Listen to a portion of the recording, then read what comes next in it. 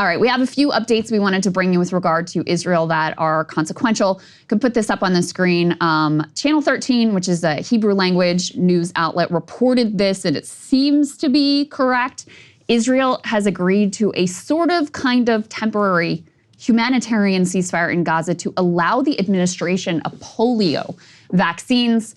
The next tweet down from this, which we don't have, but I'll just read you. It says, first report, Israel has agreed to Tony Blinken's request to implement a ceasefire in specific areas of Gaza, so not the whole thing, not as part of negotiations, but for the purpose of vaccinating the population against polio. The decision was made by Netanyahu and the security establishment. Netanyahu's office responded, this is not a truce, but a designation of specific areas in the Gaza Strip for vaccination. The matter has been supported by the ministers. And Saagar, this is obviously very significant because of the fact that you have already had, I mean, polio is supposed to be basically eradicated. And you've already had a baby, a 10-month-old, so has known no life outside of this war, who was born and died because of polio. And they have been picking up polio in the sewage in the Gaza Strip.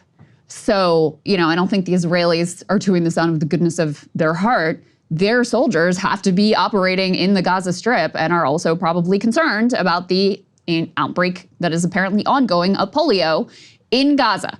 So that is what we know about this theoretical temporary partial ceasefire. It was not enough of a ceasefire, apparently. We put this up on the screen to keep them from continuing to target aid vehicles. This is the World Food Program run by the UN. Temporarily suspended activities throughout Gaza after one of its vehicles was hit by at least 10 bullets. They went on to say, despite the World Food Program's coordination with Israel and Gaza deconfliction, and that its vehicle was marked and cleared by Israeli authorities, it was directly hit by Israeli gunfire as it was moving towards an Israeli army checkpoint. This, of course, recalls that multiple drone strike on the World Central Kitchen vehicles, and of course the fact, Saagar, that we've had hundreds, dozens, and many more than 100 aid workers who have been killed by Israel in this conflict. So, you know, at a time when, of course, the starvation and overall humanitarian conditions for Palestinians are horrific shape, now you have the World Food Program unable to operate because, once again, one of their vehicles was targeted. Yeah, it was really, it was actually crazy to see. Cindy McCain, who I always think it's ironic is the literal head of the World Food Program, especially because her daughter is probably one of the most pro-Israel people that's out there. Anyway, she says this quote is totally unacceptable, the latest in a series of unnecessary security incidents that have endangered the lives of the World Food Program team in Gaza. So overall, the situation in Israel is still quite crazy. I mean, Ryan and Emily covered this yesterday. There's this major West Bank operation, which is happening there. The government is also, saying all kinds of crazy stuff. We had this major Lebanon situation, the ceasefire talks. I don't even know where do we currently stand with that? I don't actually even know. Yeah, literally, basically in total limbo. Joe Biden's still at the beach though, so don't worry about that. In terms of executing anything in American power, I don't know. It feels like there is a level of stasis that things have reached. It is August 29th, and I was thinking about that. I mean, we're coming up on 1 year, since October 7th, which is genuinely stunning and crazy to consider. But, not only all that it's wrought there, but in terms of our politics and foreign policy and the change and what all of that has looked like. But in a certain sense, it does feel like things are both calming down in Gaza, but now expanding in terms of Lebanon and the West Bank. Yeah. That's what it really looks like right now. Yeah, just to go back to that World Central Kitchen thing, because I was thinking about this, at the time, because this was the outfit associated with Jose Andres, this was a big deal here in DC because people know him personally. He was out giving interviews, speaking out. There was a big focus. You recall they triple tapped that vehicle convoy and it was clearly marked. They'd gone through the deconfliction and they made sure that everyone was killed. The survivors would move from one vehicle to the next and then they would target that vehicle. And so there was massive outrage. And yet, their calculation was we can let that die down, and it served their ultimate interest of, and I mean, this is very clear from the way that they've operated the entire time and the public pronouncements they've made about effectively starving Gazans. they succeeded in diminishing the number of aid workers who were able to do the job and the amount of aid that could be distributed. And so, this is just the latest incident in what has been a successful strategy of making it impossible and deadly to try to distribute, and even the wildly inadequate amount of aid that gets into the Gaza Strip. Also, just in a sign of, again, I think any society can, I don't think that Israelis as human beings are any different than any other people around the world. But this society, in terms of what they have come to accept and embrace, a majority of Jewish Israelis, it is profoundly disturbing, the dark things that they now accept and embrace, including, we've discussed this incident on camera of gang rape of a Palestinian, documented that this has occurred multiple times. And there was a new poll, we can put this up on the screen, asking how Jewish Israelis will want to handle those soldiers who gang raped Palestinian detainees at that prison torture facility. Almost 2/3, 65%, of Jewish Israelis say there should be no criminal prosecution. They would prefer them to be handled in a disciplinary manner only. Only 21% of Jewish Israelis thought that there should be a criminal trial for gang rape. I don't even know what you say about that. The extremes have clearly taken over, and you can see how, in Bibi's actions and the way he's prosecuted the war and the way he's really, leaned into the Ben Gvir and Smotrich, like literal terrorists, their view of how to prosecute this assault on Palestinians in the Gaza Strip. These are the types of numbers he's responding to. And it has been, politically, it has worked out for him. He had two goals. One was to just hold on to power as long as possible. Okay, well, he's doing that well.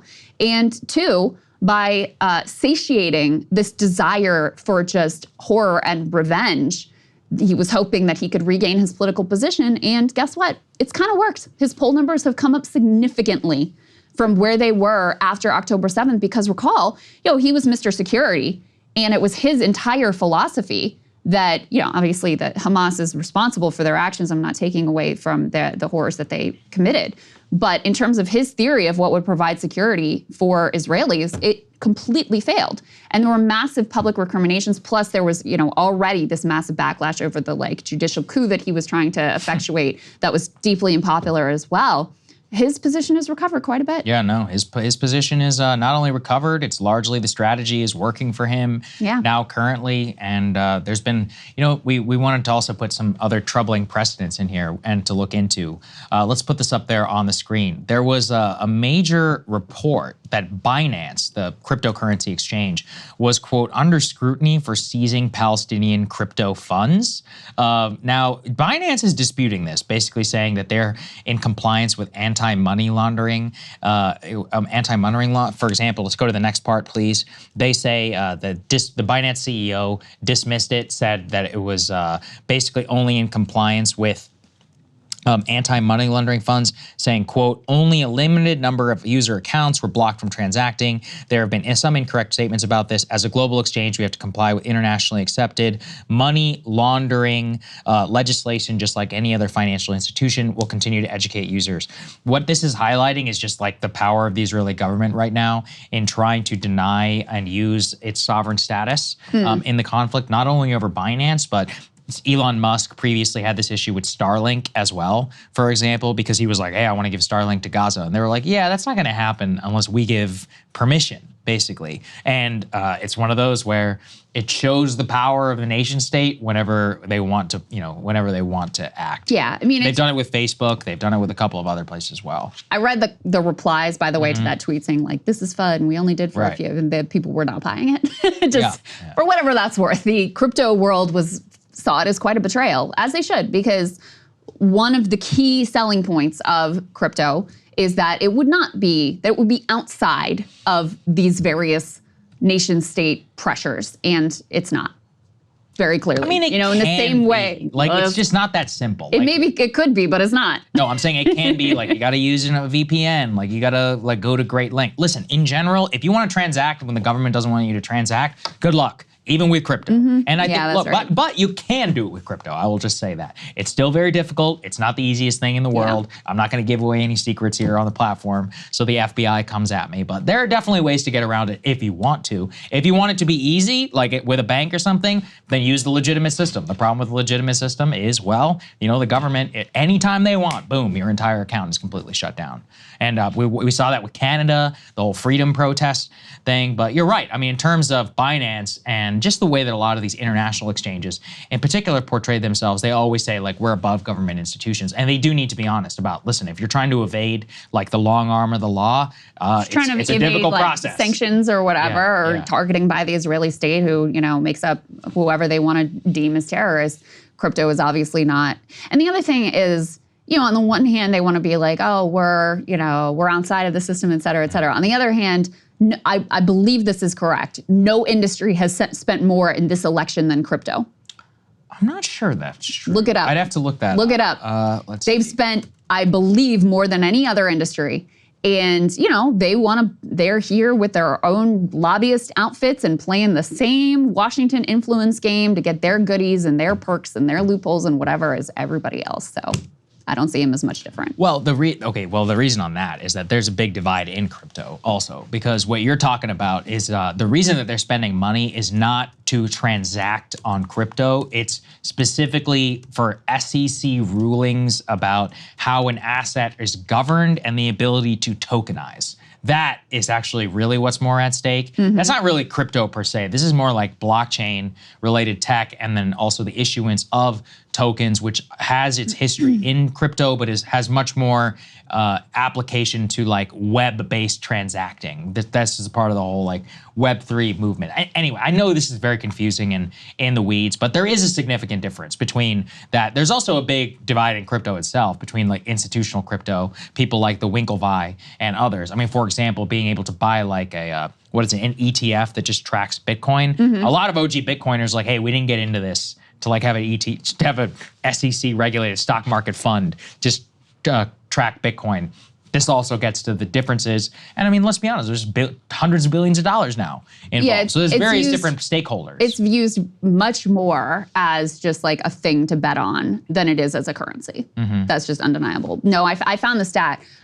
Big crypto now spending more on US elections than any other industry. They've funneled some $119 million into federal elections, according to Public Citizen from 4 days ago. So they're big players here. And they're winning too. I mean, this is one area. Trump has already dropped his opposition to. He's, you know, he went and spoke at their conference. He's basically like, whatever you want me to do or believe, I'll, you know, do and believe. And it looks like the Harris people are more crypto favorable than the Biden people have been. So money well spent. Looks like they're winning. Hey, if you like that video, hit the like button or leave a comment below. It really helps get the show to more people. And if you'd like to get the full show ad-free and in your inbox every morning, you can sign up at breakingpoints.com. That's right. Get the full show. Help support the future of independent media at breakingpoints.com.